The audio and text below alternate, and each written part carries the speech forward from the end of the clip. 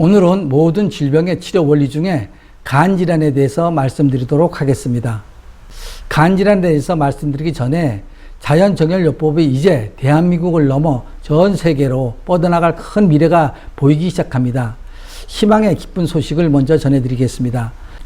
미국 LA 소재 헌팅턴 대학교 총장 겸 세계 한인재단 총회장은 미국과 세계 시민들에게 자연정열요법의 확산을 위하여 자연정열요법 교재를 영어로 출판하고 대학 학과나 교과목으로 채택하는 등의 방안을 거론하였다라는 좋은 소식이 있습니다.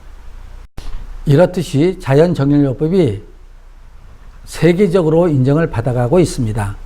열심히 전파하여 더 많은 사람들에게 질병에서 구해야 되겠습니다.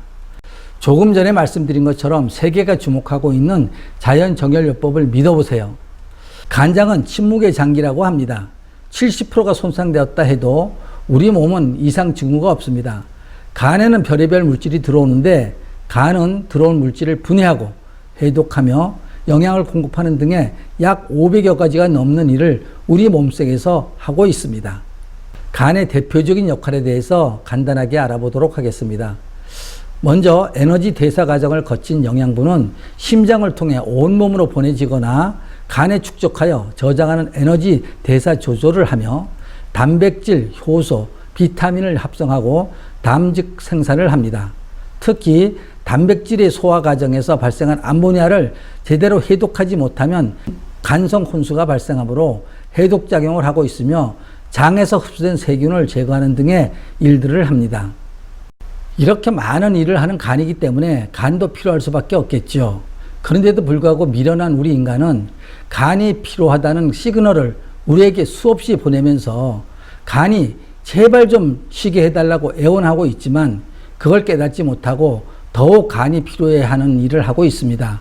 수시로 음식을 섭취하고 피곤하다고 드링크제를 마시고 소화가 안 된다고 소화제를 그리고 당뇨약, 고혈압약, 관절약 등 수없는 약물을 복용하고 술과 담배를 먹고 안주로 지방을 섭취하며 스트레스에다 분노까지 일으키니 내 몸속에서 간은 해독작용, 대사작용, 효소 생산작용, 소화작용, 살균작용까지 그리고 에너지도 다 소모도 안 되게 운동도 하지 않으므로 과잉 영양은 간에 저장되어 지방간이 되므로 간은 더욱 힘들어 결국에는 지쳐서 자기가 하는 일을 손을 떼버리므로 간질환이 시작되는데 이미 이때는 간을 치료할 골든타임도 이미 지나가서 손을 써볼 틈도 없이 힘든 시간을 보내시는 분들이 아주 많이 있습니다.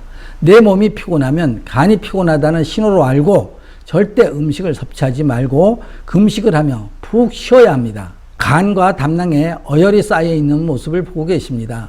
지방간과 간질환에 대해서 말씀드립니다. 실제 모습을 한번 보시기 바랍니다. 지방간이 되면 간이 비대해지고 간경변이나 간경화가 되면 간에 어혈이 가득 차 있습니다. 간경변이 되면 이미 치료가 불가능해지며 피가 흐르지 못할 만큼 단단히 굳어져 있습니다.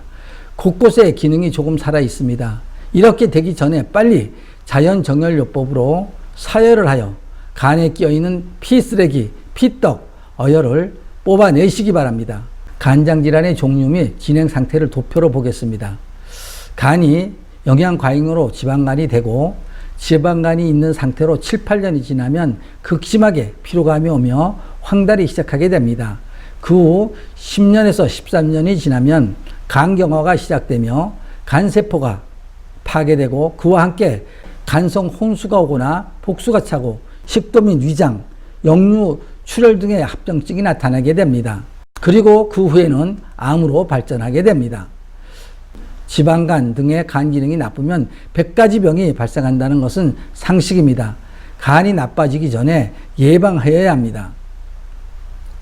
간이 병이 들어서 병원에 가면 MRI, CT 그리고 병원의 어마어마한 의료 장비들을 보면서 과학적이고 저것이 나를 고쳐줄 거라는 믿음이 확 생기지요. 그리고 그 분야의 최고의 권위자이신 의사 선생님이 계시니 무조건 다 믿어지겠죠. 맞습니다. 현대적인 의료 장비와 권위 있는 의사 선생님이 계시니 마음이 든든해지겠지요. 아프다고 소리 한번 지르면 바로 주사 한 대 놓고 가면 그 이후에는 언제 아팠냐는 듯이 멀쩡하니 병원이 최고라고 생각하게 됩니다.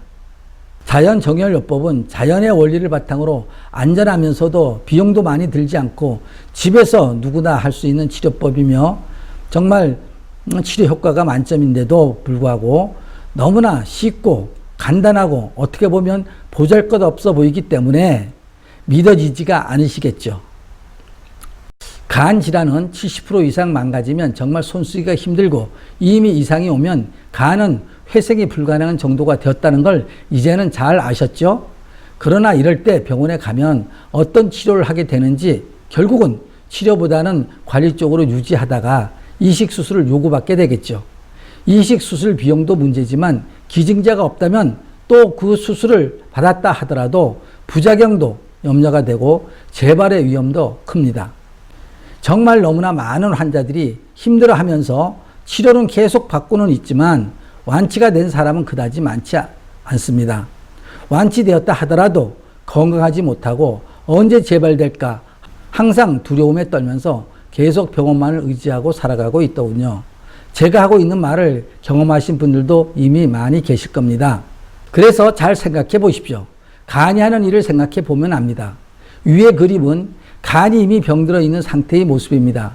간의 모습이 저런 상태인데 간이 제 기능을 할 수 있겠습니까?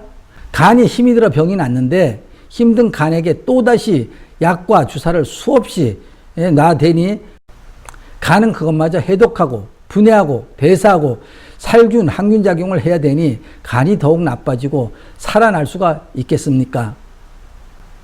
그래서 간을 쉬게 해야 하는 것입니다. 병원에 처음 입원하면 금식 먼저 시키잖아요. 그리고 동물은 아프면 굶습니다. 아무것도 먹지 않고 굶습니다. 그러면 점점 회복이 됩니다. 제가 만약 이런 경우라면 자연정열요법을 선택하겠습니다. 자연정열요법이라는 치료법을 아는 것만으로도 복받은 것입니다. 여러분은 어떤 선택을 하시겠습니까? 믿져야 본전입니다. 자연정열요법으로 건강을 예방하십시오. 그리고 진단을 받으셨다면 사열을 꼭 하십시오. 병원 치료와 병행하셔도 됩니다. 사열자리를 알려드립니다.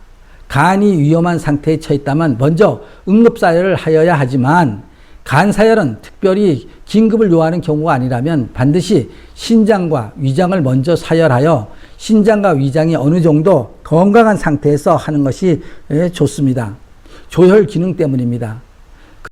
그러면 간 혈자리는 어디일까요? 옆구리 갈비뼈 끝에서 간 주변이 모두 사열할 곳입니다. 간에서 가까운 부분 여러 곳입니다. 이곳에서 어혈을 제거하기만 하면 그 자체가 간을 살리는 것입니다. 네, 맞습니다. 천개의 질병도 자연정열요법과 함께하면 잃어버렸던 건강을 되찾는 기쁨을 누릴 수 있을 거라고 확신을 가지고 하나밖에 없는 건강을 지켜가시기 바라며 건강은 아프기 전에 예방하는 것이 더욱 중요합니다. 오늘 내용 어떠셨나요?